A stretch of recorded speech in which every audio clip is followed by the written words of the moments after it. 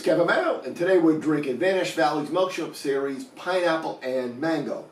I reviewed their strawberry milkshake a couple of weeks ago, loved it. This is actually the last can of a 4-pack, so I drank some of it already, but it's going to be a little bit different. I hit a significant milestone, at least for me, and so I kind of wanted, I don't know if it's going to call this a vlog, I'm even not sure what I'm going to call it yet, but I started an Excel spreadsheet even before Untappd existed, and I hit over the weekend my 2000th beer on it. I'm actually just got everything up to date, and I'm at 2027. Now Untappd is great, it helps me keep track when I'm out drinking. It used to be before we had Untappd, I would write little pieces of paper, putting things in my wallet, taking pictures with my phone of tap handles, but Untappd really helps me keep it, centralized. On Untappd, I'm a little over 1,200 different beers, so. And I've been drinking beer a long time, so when I started that list, I actually went back and did some stuff from memory. So like, I always talk about, I started drinking in 2, I graduated high school in 1975, and then right around 75, 76, 78 was probably the absolute rock bottom for American beer. There was about 60 breweries left, and they all produced horse piss. It was all micro lager, it was all watered down, it was all adjunct. Budweiser famously does rice, they still do rice, everybody else is doing corn. I mean, I think back and I try to think about like all the freaking styles we got these days. I mean, including this, a milkshake IPA. Who the hell ever heard of that 50 years ago? Who ever heard of that? A milkshake IPA, it just didn't exist. I mean, you couldn't really even find an IPA. I think the only ale I can remember drinking as a kid was Ballantine's Ale.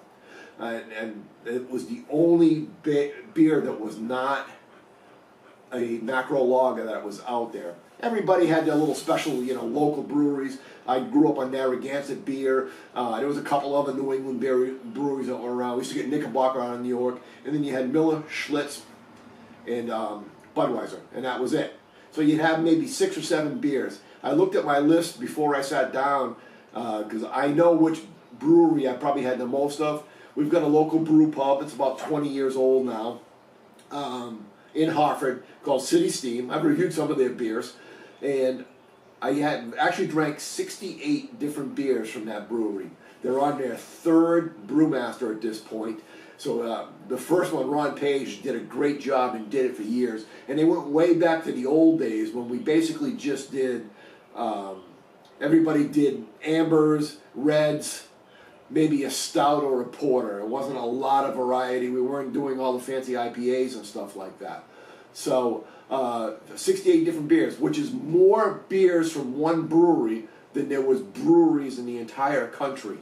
And again, when I started this great adventure. So that list goes back, like I said, from very beginning, and I keep adding things to it. And I looked at it the other day too. There's a couple of breweries that used to be in the local area that I probably got 20 beers from that are out of business now. So those are beers that can never be sampled again. So I don't know historically where that's going to put me. And not on beating my own horn, I was just on Twitter a minute ago, and Beer Babe out of Maine is actually at 2,500 on Untappd. So I have been humbled. And I'm thinking, 2,000 beers, I'm a tough guy. Nuh-uh.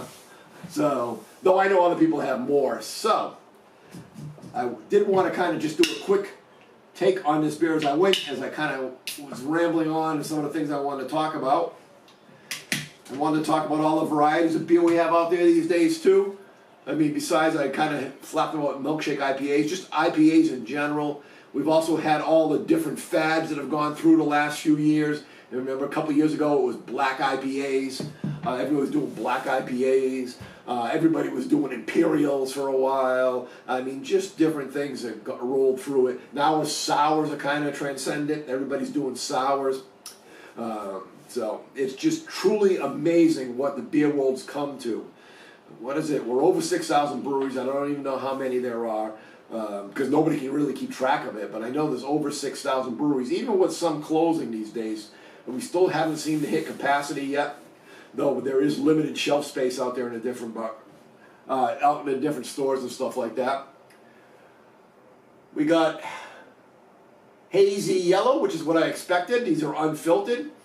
And we have about a half a finger of nice white head on it.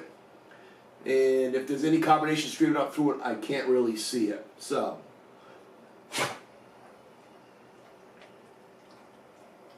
guess what? Pineapple. And a little bit of cut grass. Mango. I definitely got the mango that time. Didn't get it the first time, but I definitely got the mango that time. These are lactose, these milkshakes, sweet IPAs, which is a kind of an oxymoron to those of us who were here for the West Coast IPA craze too. But these sweet IPAs, again, are something new. I'm seeing, mostly online, I'm seeing guys brewing it. I haven't had, other than these guys, I haven't had that many of them, but cheers.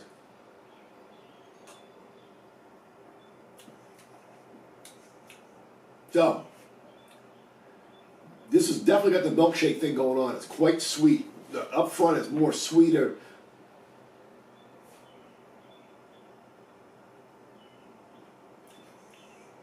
Then in the back end, take it back. That sweetness really holds on.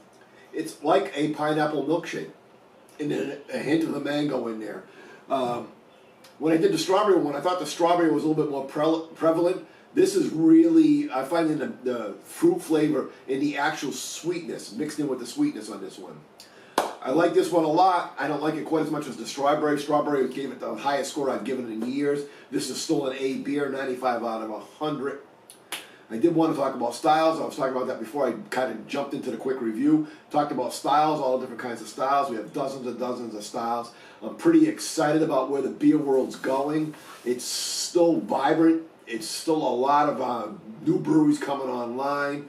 I have run across a fair amount of, I would say fair amount, but I am running across breweries that just aren't there. They're just not doing it. But they're still popular, so I don't know what that means. I don't know how much longer these guys will hold on. But they still have, good crowds. One of them I can think of, I've been to 2 times. I gave them like a 1.5 year wait just to see if they had picked up any, and they really hadn't. But they're still been open. They've been open like 3 years now, still doing things. But in general, I think there's a phenomenal amount of great beers. And I know the last thing I wanted to talk about. I wanted time to talk about the Western Mass beer world. We don't get a lot of pub out here, or a lot of publicity, or a lot of love. But man, we got some great brewers out here. We just had the Worthy Brew Fest, which is where I got me over my 2000th beer, because I had 30 beers that day. It's in Springfield. It's Father's Day weekend every year. Heffy runs it. Heffy does a great job. He knows everybody in the beer business around here and further out. And he brings in a lot of great beers. You have to brew a special beer for him for this brew fest. And there was just some kick-ass beers. And I almost hate to name names because I'm sure I'm going to forget somebody, and I don't want to slight anybody. But, Vanish Valley had this in 2 experimental in Watershed, which I still got some Watershed in the fridge. They were great. Brewmaster Jack was there. His beer was great. Back East was there with Ice Cream Man. That is phenomenal beer. Spencer Brewery was there. So Spencer Monks. They make great beer. Broadbrook was there with their Gigawatts, the double IPA, which is one of my favorite beers. I know I'm forgetting people. I'm just forgetting people. White Lion, their beer. I love the Endless Mosaic. Good job, White Lion. Yeah, I'm forgetting. I'd have to go get out my Untapped and look at who else there. Oh, Captain Lawrence. Captain Lawrence was there. They were kicking ass. And I'm just totally forgetting people. So I apologize to anybody I forget. It's not that you didn't do good beer. It's just that I drink a lot and my memory's shot. So that's really what I want to kind of talk about. We get just some great breweries and great brewmasters really at the forefront of what anybody else is doing in the world out there in Western Mass. So if you have a chance to fly into Bradley Airport and you want to go for a drive and talk to some great brewmasters, look me up. Till next time, keep drinking.